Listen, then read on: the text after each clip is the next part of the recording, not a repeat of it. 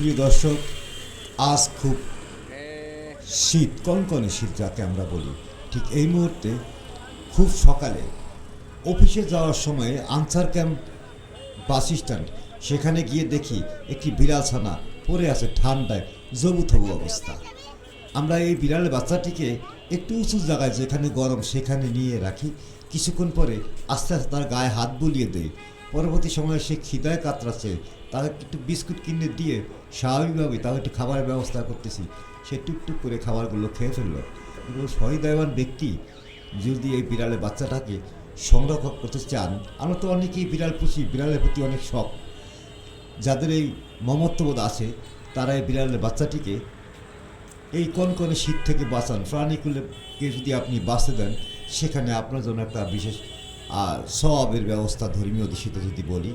কেউ খাবার দিতেও চায় না, যার যার মতো শেষে ব্যস্ত। পরবর্তী সময়ে আস্তে আস্তে জানতে পারলাম যে বিড়ালের বাচ্চাটিও কেউ ফেলে রেখে গেছে। মানুষ কত বড় যে একটা বিড়ালের বাচ্চা যদি পালতে নাই পারবি, তাহলে কেন ফেলে রেখে যাবি? আর এই প্রাণীকুলকে কেন কষ্ট দিবি? আমরা চাই না প্রাণীকুল কোনো কষ্টে থাকুক। আমরাও তো মানুষ, আর মানুষ, বিড়াল কোন আর পশু পাখি যাই কোন, তারাও তো আমাদের মতোই প্রাণী, তারাও তো বাঁচতে চায়, তাই তাদেরও বাঁচার অধিকার আছে।